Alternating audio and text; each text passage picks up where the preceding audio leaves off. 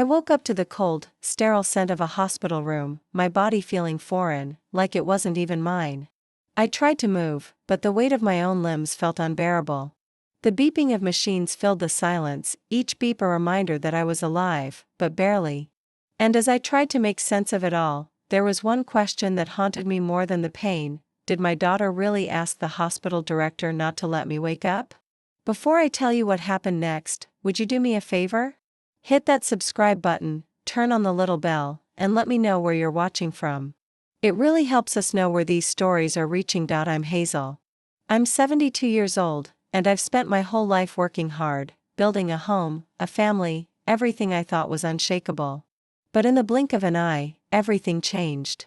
One minute, I was sitting at my kitchen table, drinking coffee, and the next, I woke up in a hospital bed, not knowing how I got there or what had happened. All I knew was this: I wasn't the one in control anymore. And my daughter, Ruth, the one person I trusted more than anyone, seemed to be pulling all the strings. I blinked, trying to adjust my blurry vision. And there she was, Ruth, sitting next to my bed, her face cold and unreadable. She didn't look relieved that I was awake. There was no warmth in her gaze, no tears of joy like I expected. Just that detached, almost clinical look that left me unsettled. "You're awake," she said, her voice flat, emotionless. I tried to speak, but my throat was dry. How long have I been out?" "A while," Ruth replied, not looking me in the eye.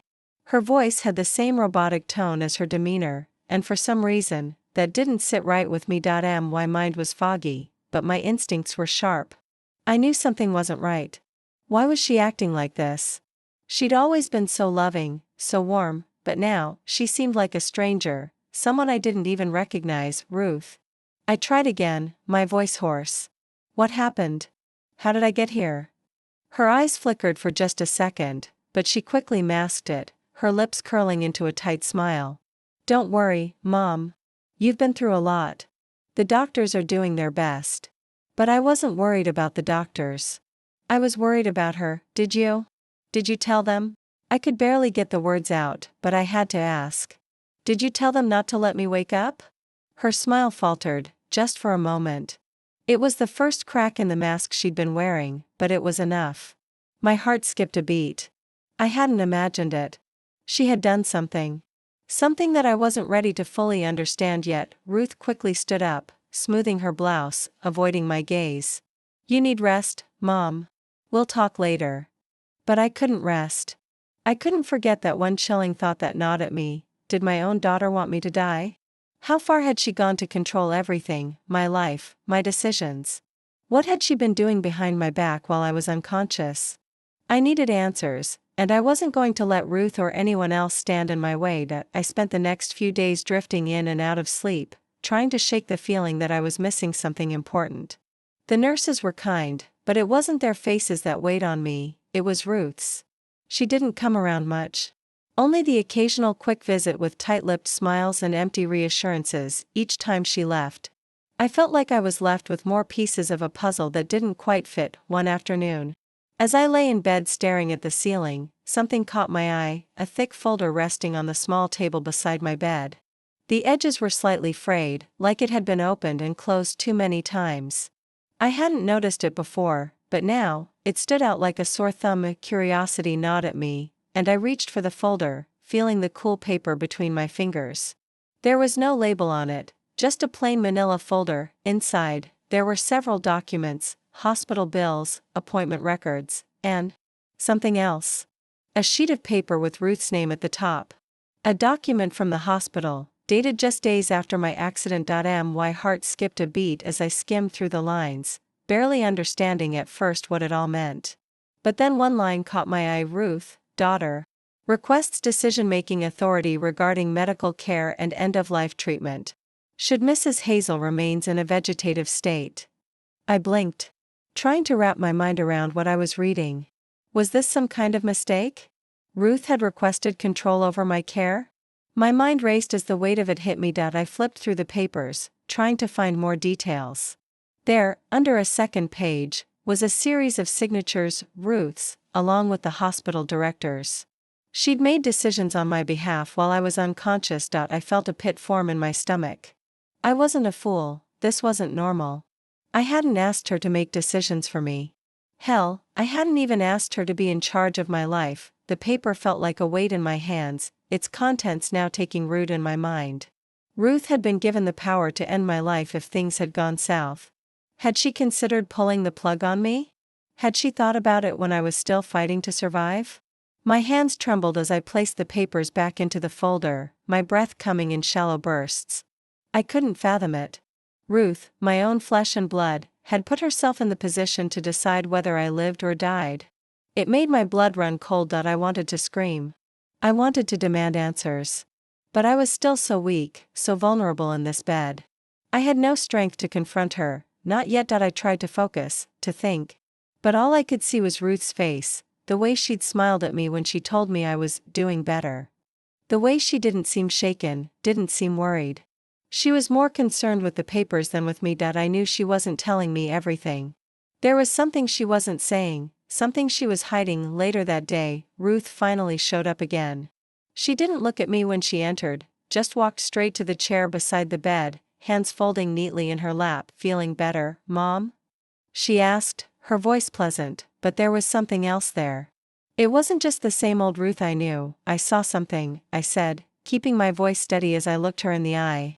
"Something about the decisions you made for me. The papers." Ruth's smile faltered for the briefest moment, but then it was back, like nothing had changed. "That's just routine," she said quickly, too quickly. "You were unconscious, and the doctors needed someone to make decisions on your behalf. It's nothing to worry about." "Nothing to worry about?" I repeated, my voice rising without meaning to. "Ruth, you were making decisions about whether I lived or died. You can't just make that call on your own." She winced, but only for a second. Then, she straightened up in her chair, her posture suddenly sharp, defensive. "Mom, you need to calm down," she said in that condescending tone I hated. It was the right thing to do. The doctors needed someone, and I was the only one there. "It's over now." "Is it?" I asked, my voice trembling. "Is it really?" She didn't answer. Instead, she stood up, smoothing her blouse down like she was preparing to leave. "I'm going to get some coffee," she said with a quick glance at me, but she didn't look me in the eye. "Rest, Mom. You've been through a lot." I watched her walk out, the door clicking shut behind her. Something was terribly wrong. This wasn't about care. This wasn't about what was best for me, this was about control. The hospital room began to feel like a prison, and I was its captive. Ruth's visits became sparse, her smiles more distant, her eyes always darting around, never fully meeting mine. Every time I asked her about the decisions she'd made on my behalf, she brushed me off like I was being irrational, paranoid even. But I wasn't stupid. I knew what was happening, and I was determined to get to the bottom of it. A week later, as I was still recovering, my lawyer called me. A sense of dread filled the pit of my stomach when I saw his name flash on my phone. We'd spoken only once since the accident, and I hadn't expected to hear from him again so soon. "Hazel," he said, his voice serious, "I need you to be prepared. Ruth's petition for power of attorney over your estate is moving forward." I sat up straighter in bed, the weight of his words sinking in. "What do you mean?" "She's trying to take over my estate." "Yes," he replied. "She's asked the court to grant her full control of your finances, your home, and your medical decisions should something happen to you again. She's claiming that you're unable to manage your affairs, given the accident." I felt the blood rush from my head. Ruth had gone that far? She was using my accident as a way to seize everything I'd worked for? "That's ridiculous," I said, more to myself than to him. "I'm not incapacitated. I'm still here." "I know, Hazel," he said, his tone softer now, "but she's making a strong case. She's got legal backing. We're going to need to act fast if we want to fight this." I felt a lump in my throat as I thought about my life, my home, my savings, the things I'd spent decades building. And now Ruth, my daughter, was trying to take it all from me. For what? Money? Power? "Do we have a chance?" I asked, my voice shaking. I wasn't ready to lose everything. "There's a chance, but it's going to be a tough battle," he said, his voice full of empathy. "You'll need to provide documents, show that you're mentally competent, that you can handle your own affairs." And I'm afraid Ruth's already gone ahead with some steps that will make this complicated. What steps? I asked, a sick feeling crawling up my spine. She's already had a court hearing, Hazel. She's been granted temporary control over your assets until the final hearing. That's why we need to act fast. My mind spun. Temporary control? How long had she been working on this behind my back? I couldn't believe it. Ruth had been playing me, playing all of us, for weeks. And I hadn't even known that I had to get to the bottom of it. And I had to do it now. The next few days were a blur of phone calls, paperwork, and meetings with my lawyer. We gathered what evidence we could, tried to find anything that could prove Ruth wasn't acting in my best interests. I pored over old documents, trying to find anything that might help me make my case, but the more I dug, the more I uncovered things that made my stomach turn. One evening, as I was going through my old files in the living room, this was before the accident, back when everything still felt normal, I found an old will I'd signed years ago. It was a simple document, one that left everything to Ruth, but then something caught my eye. A small note scribbled in the corner of the page. It was dated a year after I signed the will, in my handwriting. This will is no longer valid. A new one will be drafted soon. A chill ran down my spine. Had Ruth known about this note? Had she known that I had planned to change the will and kept it a secret from everyone? The idea that she had been manipulating me for years suddenly felt all too real. The next morning, I sat in my lawyer's office, papers in hand. I need to contest Ruth's petition, I told him. We need to find the new will I wrote, if it's still out there somewhere. That's our best shot. He nodded, taking the papers from me. We'll get on it. But Hazel, this won't be easy. Ruth has a good lawyer. They're going to fight tooth and nail for control. I don't care, I said, my voice firm. She's not getting away with this. She's not going to take what's mine. But as I sat in that sterile office, a thought gnawed at me. Ruth had made her move. She'd already gained temporary control. The clock was ticking, and I had to find that will, and fast, before it was too late. The first time I bought this house, I never imagined it would come to this. The 2-story brick house on the hill had always been my sanctuary. It was where I raised Ruth, where I baked cookies for the neighborhood kids, where I sat on the porch in the evenings watching the sun dip below the horizon. The memories hung in the air like the scent of lavender, still fresh in the garden. This was my home, my pride, my legacy, and Ruth was supposed to be the one to carry it on. But now, as I stared out the window from my hospital room, the reality of what was happening to me, to my family, was sinking in. The house, the one thing I'd worked my entire life to protect, was now at risk. Ruth was trying to take it all away. I could feel the weight of it, the creeping sense of helplessness, as I thought back to all the years I spent making that house a home. The walls that knew my laughter, my tears, the quiet evenings with just me and my thoughts. It had always been our safe space. But now Ruth was trying to strip it all away, using my own misfortune as her leverage. That night, when Ruth visited again, she was a little more composed than usual. But there was still something in her eyes, a coldness I couldn't ignore. "Mom," she said as she walked in, her voice too smooth, too rehearsed. "I've been talking to the lawyer. We're moving forward with the estate proceedings. I'm just trying to do what's best for you." "Best for me?" I repeated, sitting up a little straighter in my bed. "Is that what you're calling it?" She didn't flinch. "You know the accident put us all in a tough position. We need to make sure everything's taken care of." I watched her closely, but she avoided my gaze, fidgeting with the hem of her sweater. The more I thought about it, the more I realized, this wasn't just about medical decisions. This was about money, control, and Ruth's desire to take what I had built. "Ruth," I said slowly, trying to keep my voice even. "I worked my whole life to build this house, this family. And now you're trying to tear it apart? Why?"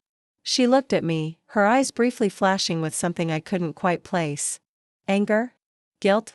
But it was gone before I could figure it out. "It's not like that, Mom. I'm just trying to manage things. I'm doing what I think is best for everyone." Best for everyone? I felt my blood begin to boil, my fists tightening on the sheets. "You're doing this for yourself, Ruth. Don't pretend like this is about me. You've been waiting for me to fall, haven't you? Waiting for me to get out of the way so you could take everything."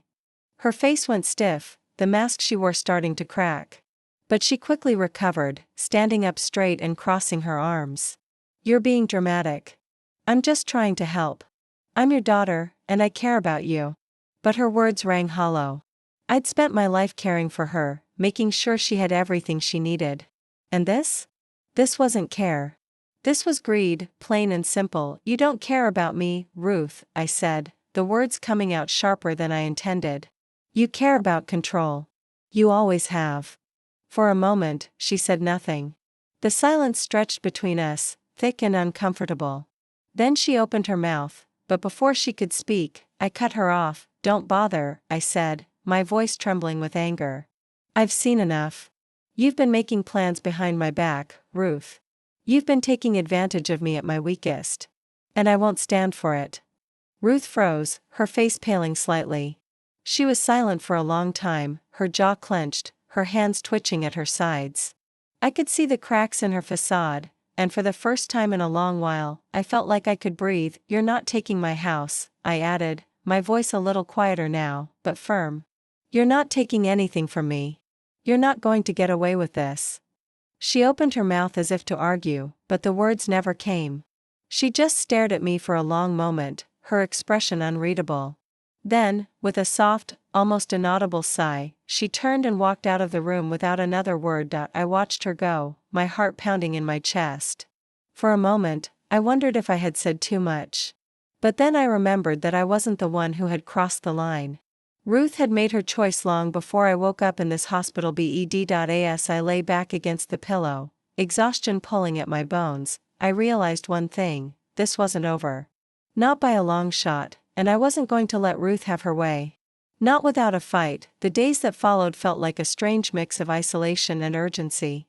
Ruth's visits grew shorter and more infrequent, as though she was too busy managing the affairs she had decided were now hers. I spent most of my time in that sterile hospital room, my thoughts swirling like a storm I couldn't escape. Every time Ruth left, I felt the sharp sting of betrayal, but I couldn't act on it, not yet. I knew I had to gather information, find out just how far Ruth had gone in her attempts to seize control of my life. But where to start? I couldn't just waltz into a courthouse and demand answers. I needed someone on the inside, someone who could help me navigate this mess. That's when I remembered Margaret. Margaret had been my friend for nearly 40 years. She'd been with me through thick and thin, watching Ruth grow up, listening to me vent when things got tough. She knew my family better than anyone, and she'd always had a sharp eye for detail. If anyone could help me figure out what Ruth was up to, it was her. I called Margaret the moment I could get a few minutes to myself. Her voice was like a balm to my frayed nerves, full of warmth and familiarity. "Hazel, what's going on? You sound like you've got something heavy on your mind." "I do, Margaret," I said, leaning back in my bed. "It's Ruth. She's trying to take everything." "Margaret. Everything? My house, my estate, the money I've worked my whole life for." There was a long pause on the other end. And then Margaret spoke, her voice soft but laced with concern. "I thought she'd been acting a little strange lately. You think she's gone that far?" "I know she has," I said, my voice hard. "She's already filed papers, Margaret. She's trying to get control of everything I've built. And I need to know how far she's gone. I need information." Margaret's sigh echoed in my ear. "Hazel, you know I can't exactly get involved in that kind of thing, but I can keep my ears open. I'll see what I can dig up. You just focus on getting better." I nodded, though she couldn't see me. "I appreciate it, Margaret. Just be careful. I don't know how deep Ruth's gotten into this. But I'm starting to feel like I'm not the only one she's been fooling." As I hung up the phone, I felt a flicker of hope, like maybe, just maybe, someone was finally going to help me turn the tables. But I knew it wouldn't be easy. Ruth had too much power now. She had the lawyer, the paperwork, the backing. But I had something she didn't: the truth. The next morning, after the nurses had left me alone for a bit, I decided to take matters into my own hands. I started going through every document I could get my hands on. Bills, contracts, letters. I even dug through old boxes I'd left in the closet of my room, hoping to find something that might shed light on Ruth's plans. That's when I found a faded envelope, tucked behind a stack of old tax documents. I hadn't seen it before, and I knew immediately it wasn't something I'd put there. It was addressed to Ruth, but there was no return address, no indication of who had sent it. I opened it carefully, my fingers trembling as I pulled out the contents. It was a letter. The writing was bold, almost aggressive, but the words were clear. Ruth, you've been chosen. The deal is set. We'll take care of the rest, but you need to make sure Hazel stays out of the way. Keep her weak. Keep her dependent. The rest will follow. I read the words over and over, my mind reeling. Keep her weak? Keep her dependent? My heart sank as the realization hit me like a slap to the face. Ruth wasn't acting alone in this. She had help, someone was orchestrating this entire thing. And it wasn't just about the house. It was about something bigger. Something I didn't understand yet, but I sat there, staring at the letter, my hands shaking.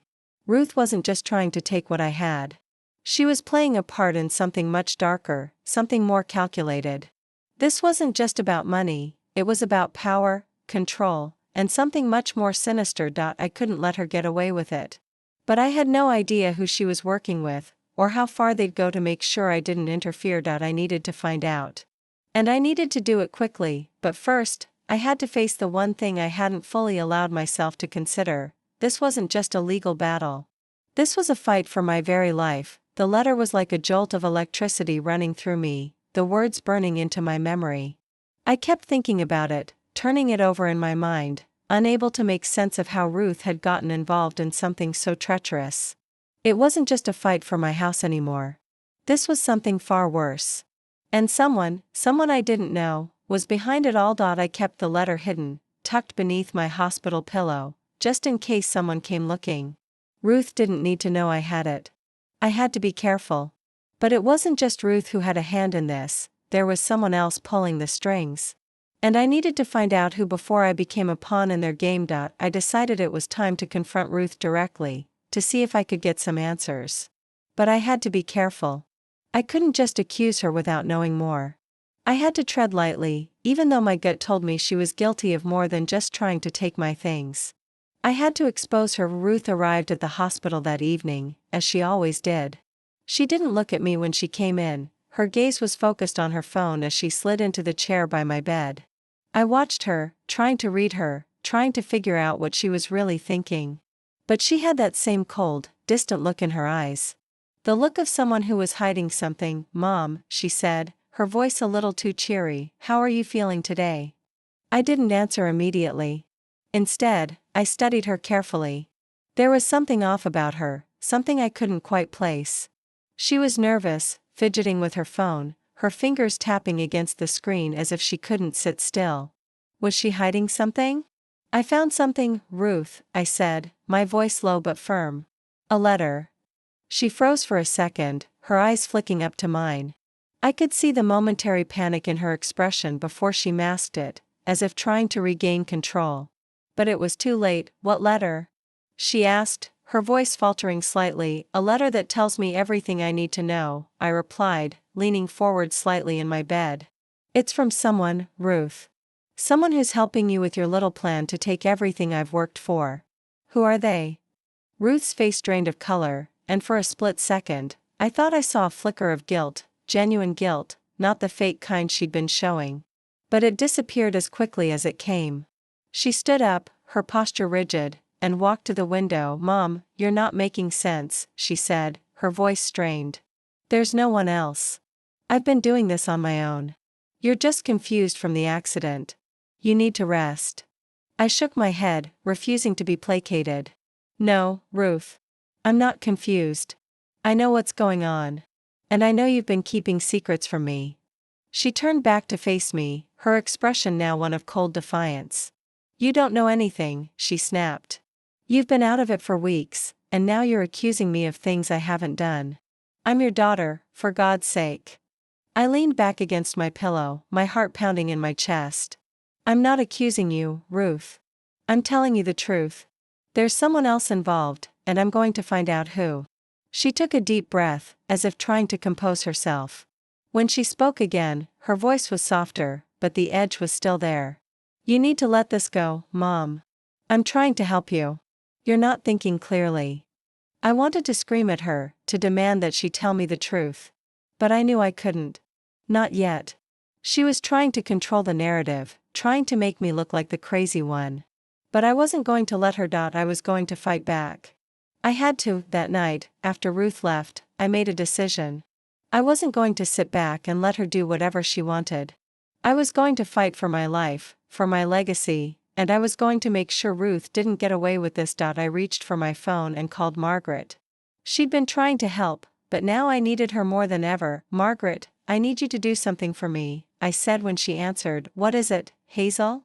she asked, sounding concerned. "I need you to find out everything you can about the people Ruth is working with," I said. "I need names, connections, everything. Someone is helping her, and I need to know who they are." There was a pause before Margaret replied. "I'll do what I can. But Hazel, be careful. You're playing a dangerous game." "I know," I said, my voice steady. "But I'm done being the victim. I'm not going to let Ruth win."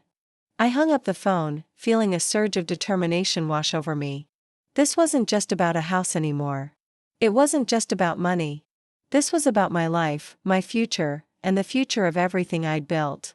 I wasn't going to let Ruth destroy it. I would find out who was behind this, and when I did, they would regret ever crossing me. It's strange, you know? How much weight a single moment can carry. I'd spent days, no, weeks, thinking about what I was going to say to Ruth. How I was going to confront her. And yet, when the moment finally arrived, all the words I had rehearsed, all the anger and frustration, seemed to vanish. It was just me, sitting there in that hospital bed, and her, standing before me with that same cold, distant expression. I'd never seen her like this before. "Ruth," I said.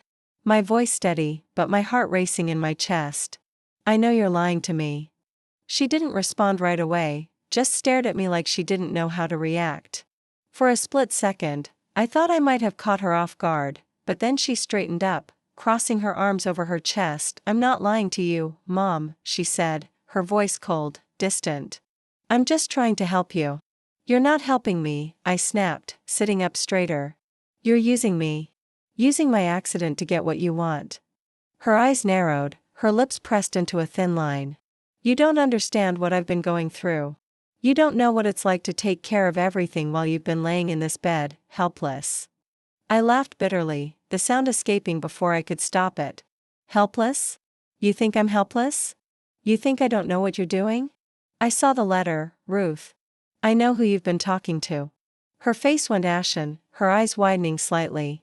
It was just a flicker, but it was enough. I'd hit a nerve. "What letter?"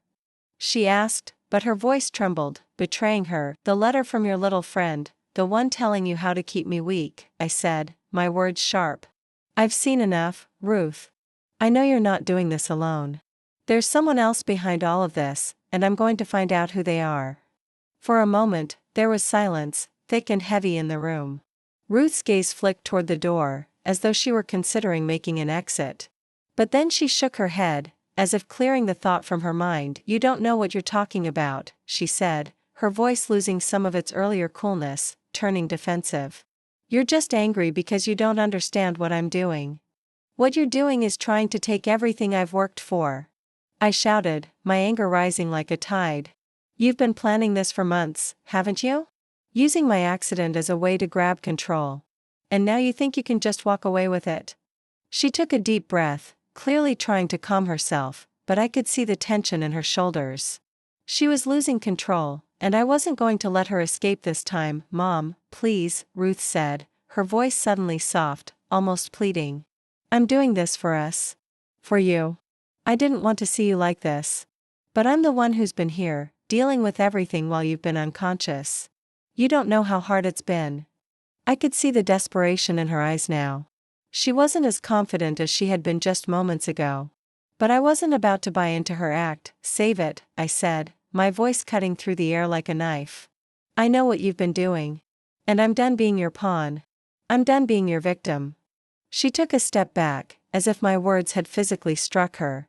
"You don't know what you're asking, Mom," she said, her voice cracking. "I did this because I thought I was doing the right thing. I thought I was helping you. But maybe you're right." For a moment, I thought I saw something like remorse flicker across her face, but just as quickly, it was gone. Ruth wasn't the person I thought she was. She had changed. And I wasn't sure if I would ever be able to trust her again. Maybe I was wrong, she whispered, her shoulders slumping. But I don't know how to fix it. I don't know how to make it right. I looked at her for a long moment, my heart torn between the love I still felt for my daughter and the betrayal I was struggling to accept. But I knew one thing for sure, I couldn't let her keep going down this path. You want to fix it, Ruth? I said, my voice steady now, calm. Then stop this. Stop trying to take what's mine. Stop trying to manipulate everyone around you. If you want to make things right, it starts with telling the truth. Her face softened, but she didn't say anything. Instead, she turned and walked toward the door. Her footsteps slow, deliberate. I'll be back later, she said without looking back. And then the door clicked shut behind her. I sat there, my heart heavy with the weight of what had just happened. Ruth hadn't confessed. She hadn't come clean. But she had shown a crack in her armor, a moment of vulnerability that hadn't been there before, and that crack? That's where I was going to strike. I spent the next few days replaying that conversation in my head. Ruth's words, the way she'd backed away when I pushed her, it all felt like a victory, but not the kind you can celebrate. She wasn't going to let go of the control she'd fought so hard for, not without a fight. I could see that in the way she avoided my eyes. The way she couldn't even bring herself to confront me fully, but there was still something in her, something I wasn't about to let slide. Margaret came through for me, like she always did. It was late one evening when she called with the kind of news I was hoping for but dreading at the same time. I've got some things, Hazel, she said, her voice low, careful. It's a lot, but I think we've got enough to make some moves. I sat up straight in my bed, my heart picking up its pace. What did you find? First off, Ruth's lawyer. The one she's been using to push this whole thing forward? Turns out he's been involved in some questionable deals before. Nothing criminal that I could track down, but there are a lot of confidential transactions that just don't sit right. He's been under the radar for years, and it's no coincidence he's the one Ruth's using. I felt a wave of relief wash over me. Ruth's lawyer wasn't just a hired hand. He was part of something bigger. That was leverage. That was a weakness, and there's more, Margaret continued. I dug through some of the old files Ruth had from your estate planning. I found the names of people she's been in contact with, people she hasn't told you about. Some of them are connected to businesses tied to her lawyer. A sick feeling twisted in my stomach. The web was getting bigger, and Ruth was tangled in it. Who are they? I asked, my voice trembling with anticipation. I'm still working on connecting the dots, but one name stands out, Victor Harris. He's a financier, been involved with Ruth on some property deals before. From what I gather, he's been helping her make sure she gets control of the estate, legally, anyway. If he's helping her, he's deep into this. Victor Harris. The name didn't ring a bell at first, but I could feel it in my gut. It wasn't just the house. It was something much bigger than that. Ruth was working with powerful people, and I was at the center of it. But the deeper they went, the more I knew they were making mistakes. Mistakes I was going to exploit. I need to see the proof, Margaret, I said, my mind racing. All of it. I want to know who Ruth's involved with, every last one of them. And I want to know where they're vulnerable. I'll send it over, she said, her voice steady. But Hazel, be careful. The deeper you dig, the more dangerous this gets. I hung up the phone, my thoughts spinning. Margaret was right. I had to tread carefully. But now I had a plan, and it was starting to take shape. Ruth thought she had everything in control, but she was wrong. I would not let her walk away with my life. The next day, I asked my lawyer to meet me at the hospital. When he arrived, I didn't waste any time. Get Ruth's lawyer to the table, I said, my voice cold and sharp. We're going to negotiate. I want to expose everything she's been hiding, everything they've been hiding. And I want to make sure Ruth knows we're not backing down. My lawyer nodded, his face serious. I'll get the ball rolling, but Hazel, this could be a long fight. Ruth won't give up easily. And with the lawyer she's got backing her, it's going to be tough. I know, I said, my voice hard. But I'm done being quiet. It's time to fight for what's mine. Over the next few weeks, the paperwork piled up. My lawyer began sending subpoenas, demanding transparency, and Ruth's lawyer wasn't backing down. But with Margaret's information, the pressure was mounting. Ruth and her connections were starting to feel the heat. The cracks were starting to show that I knew the final confrontation was coming. The court hearing was set, and I wasn't about to walk in there and let them steamroll me. I had the proof now. I had everything I needed, and when I finally faced Ruth in that courtroom, I would show her exactly what happens when you push your own mother too far. The day of the court hearing arrived. And with it, a storm of emotions I hadn't fully prepared for. My heart raced as I sat in the sterile courtroom, the walls closing in on me. Ruth was already seated across the table, her lawyer beside her, looking too calm for what was about to unfold. I could see the tension in Ruth's face, her fingers nervously tapping on the table. She knew, deep down, that everything she'd been trying to control was slipping through her fingers, but I wasn't going to let this be easy for her. I wasn't going to let her get away with it. I could hear the murmurs of the court as we waited for the judge to enter. My lawyer sat beside me, his expression serious but confident. I hadn't shared all the details with him yet. There were some things I wanted to save for the right moment. But he knew enough to see the cracks in Ruth's case. We were ready. And this time, Ruth wasn't going to win. The judge entered, and the room fell silent. We all stood as the judge took his seat, his gavel striking the wood with a sharp click. "Please be seated," he said. His voice booming, and we all complied. Ruth's lawyer went first, presenting their side of the case, speaking about my so-called incapacity, about how Ruth had been the one to make decisions in my absence, and how she was simply trying to protect the family's interests.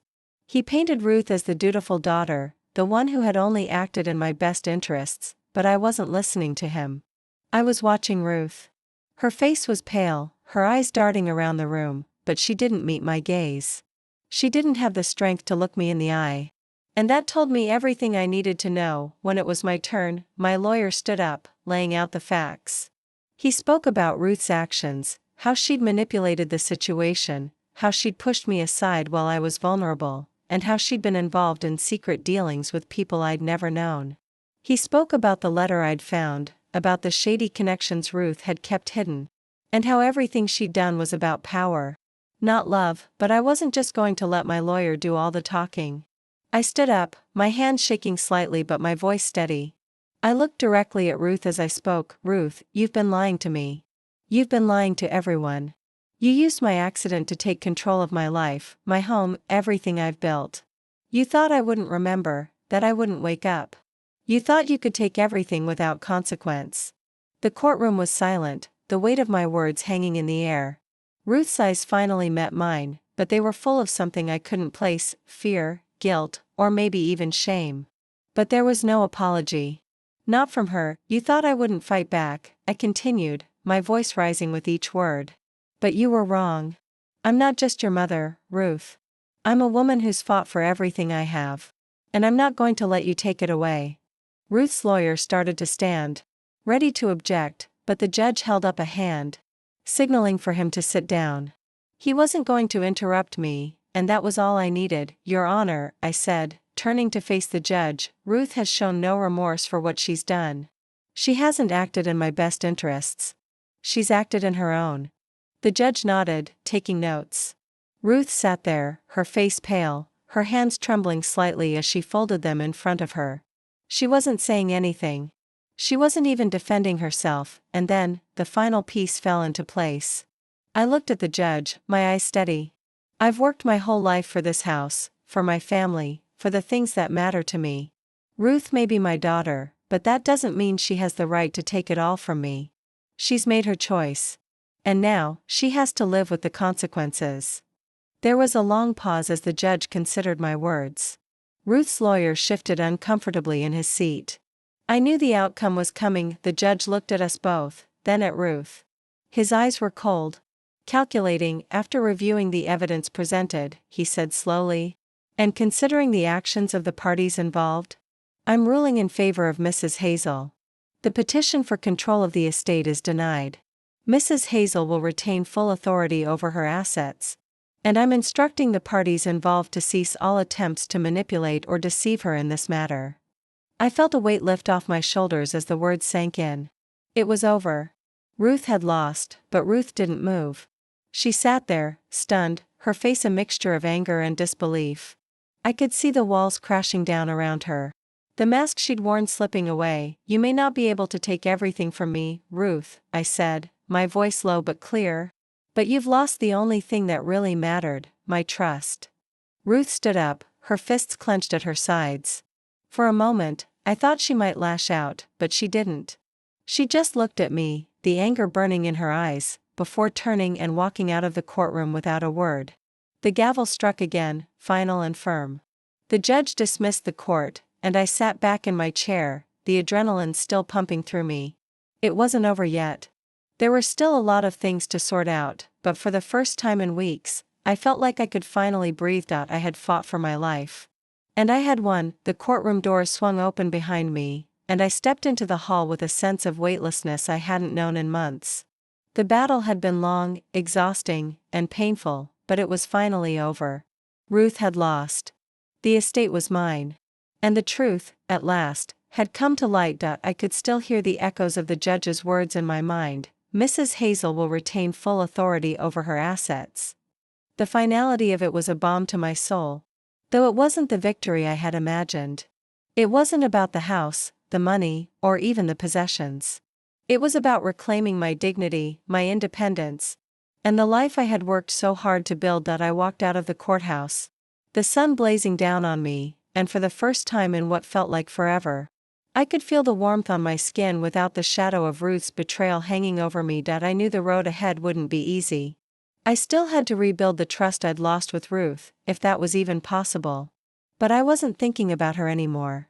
Not today. I went home that afternoon, the familiar creak of the front door welcoming me back. The house that had once felt like a cage now felt like my sanctuary again. The memories flooded back, the sound of Ruth's laughter when she was a little girl, the smell of cinnamon and apples filling the kitchen at Thanksgiving, the late-night talks with friends and family. Those were the moments that truly mattered. I wandered through the house, letting the comfort of each room fill me up again. I couldn't change what had happened.